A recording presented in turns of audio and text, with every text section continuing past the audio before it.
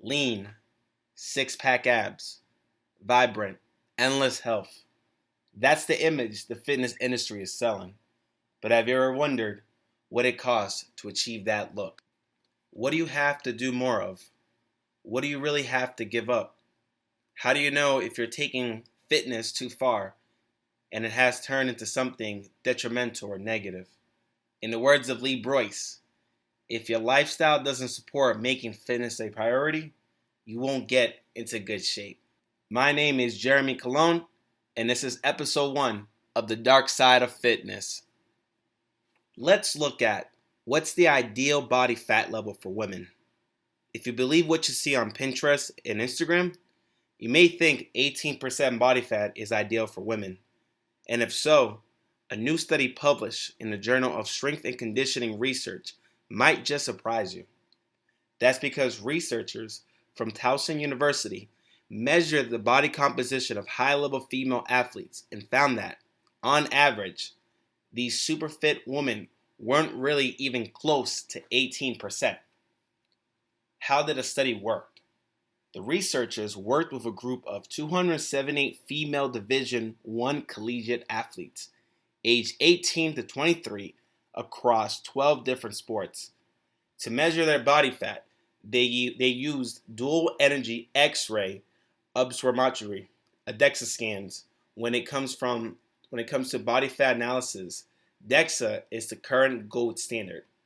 That's important to know because when you hear people talk about their body fat percentages, most probably haven't been measured with DEXA. For those that don't know, DEXA involves using low-level X-ray beams to determine fat-free mass, fat mass, and bone mineral density.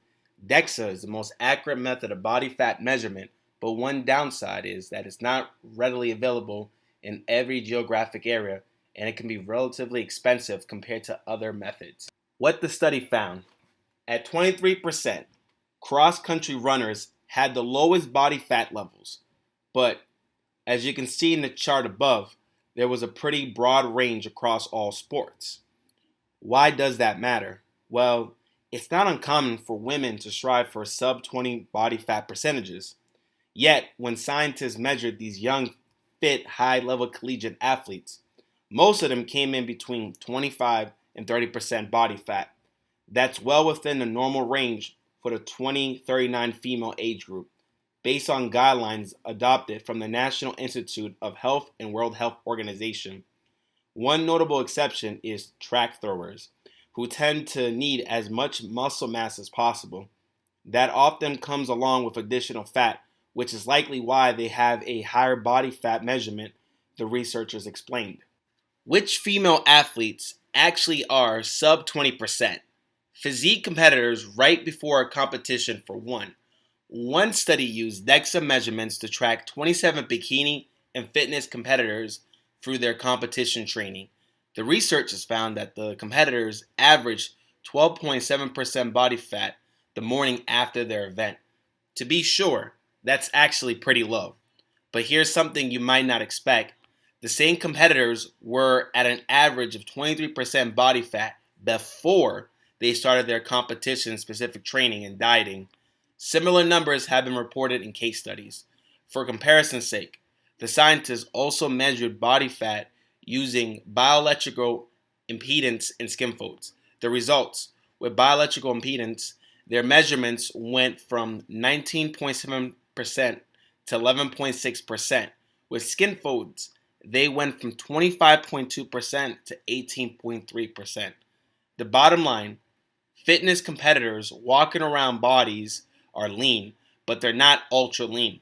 Another group of female athletes who tend to be super lean: elite level gymnasts.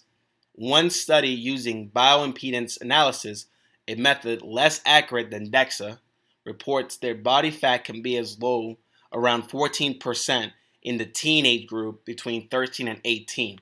That said, research using DEXA scans has had different results. One study showed that elite 17-year-old Slovenian gymnasts averaged about 22% body fat.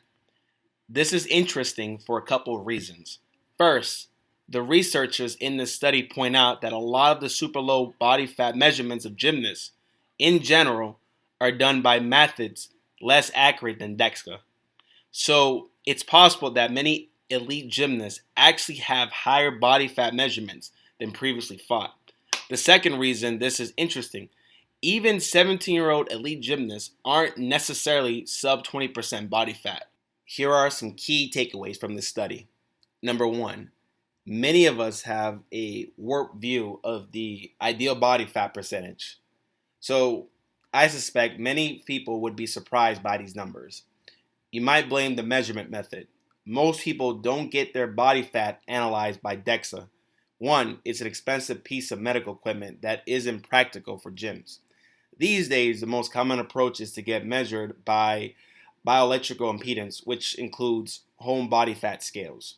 There's nothing wrong with using this method, it's just likely to provide an accurate or consistent measurement. Number two, pop culture and social media glamorize unrealistic body fat levels. Back in 2015, a blogger claimed that Victoria's Secret's angels were required to maintain 18% body fat. The assertion appeared in both the print and online versions of the tabloid-esque newspaper, the Daily Mail, and overnight it became a legend.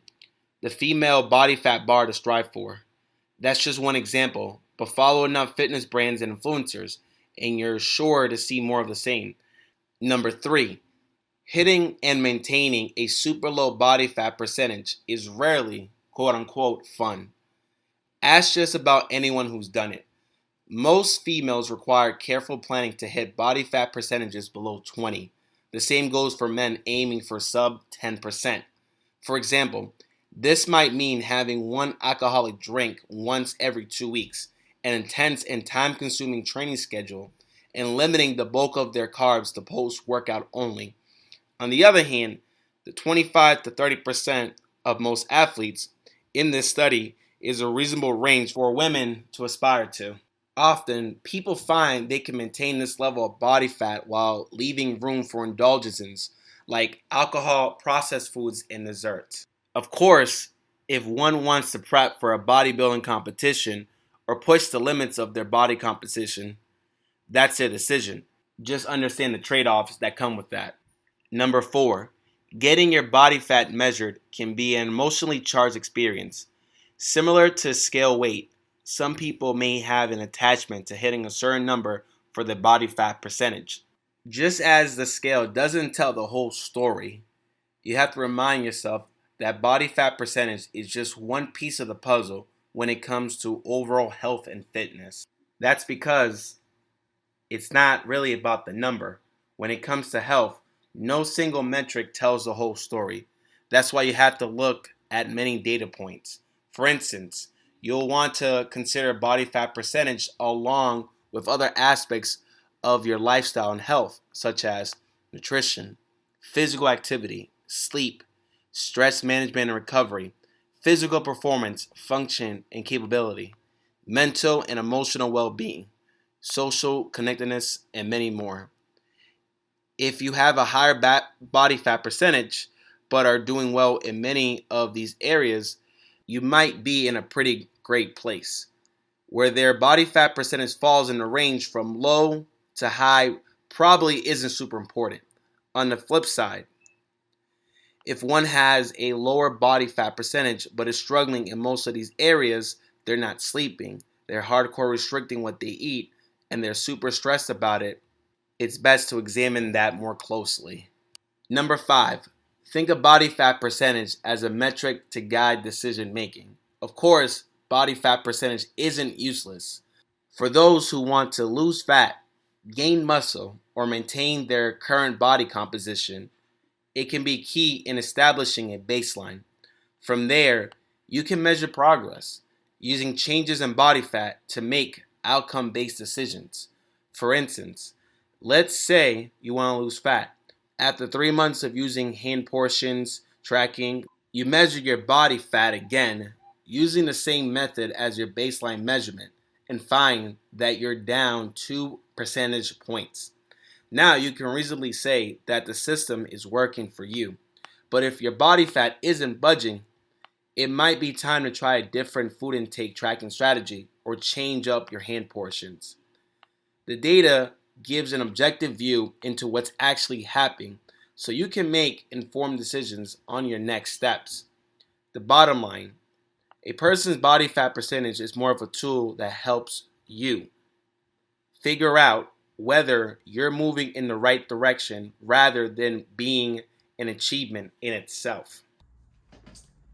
If you made it to this part of the video, I want to say thank you so much. I want to share a piece of my experience with working with clients who just do who just do a bit too much for their own good. I work with clients of all ages, if I could say that, from the 17, 18-year-old high schooler who is just trying to be a better athlete to the 56-year-old who just wants to be healthier for his kids. And all in all, we honestly, from the clients that I've been training, they tend to have a bit of delusion, not in a negative way. It's only because of what they see and who they're surrounded with that they don't realize that the goal of trying to get skinny and the goal of just trying to reach these like unrealistic body goals isn't necessarily healthy or not necessarily what they really want.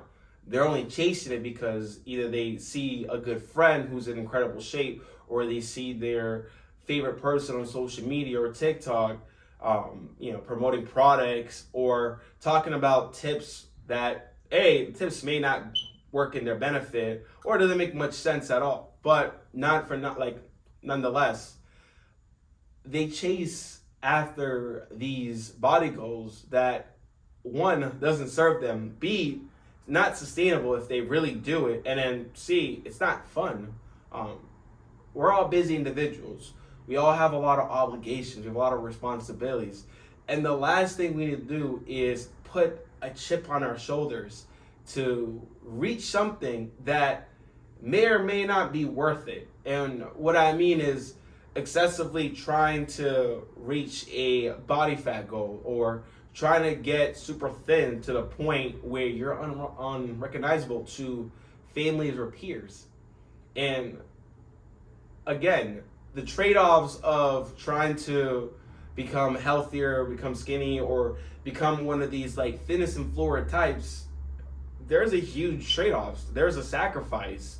You're sacrificing your well-being, Too much of a good thing of losing weight can cause hormonal issues. For guys, testosterone, for women, estrogen levels go down. Energy levels are plummeting. The way you act around peers and sustain relationships, it's more transactional. Like, you're not yourself when you are too wrapped up in losing weight. And we forget the aspect of being a human being. And that's basically what I see, or what I've seen in my experience as being a personal trainer coach to people who want to lose weight, gain strength, or become better versions of themselves, is that let's take away these vanity goals of being whatever, and let's focus more on just being wholesome, being stronger, being functional, be able to move, be able to just pick up a sport or pick up a hobby or pick up whatever and not get hurt or not feel in pain. And we forget and we lose sight of that. We lose sight of the longevity of what's gonna keep us going, what's gonna keep us feeling stronger and happier, and we just get wrapped up in these small stupid goals of trying to be fit or trying to be like these CrossFitters or trying to be whatever, right? We just lose ourselves in what truly matters to us. So if you're watching this video, right, and like the study that I mentioned, you can see yourself kind of going for the motion of trying to reach like an impossible goal or unrealistic goal. Take a step back and ask yourself, what will truly make me happy with my body? What will truly keep me in tune with myself? What would really push me in a way that's positive and conducive to my goals. Again, don't look for inspiration of the people.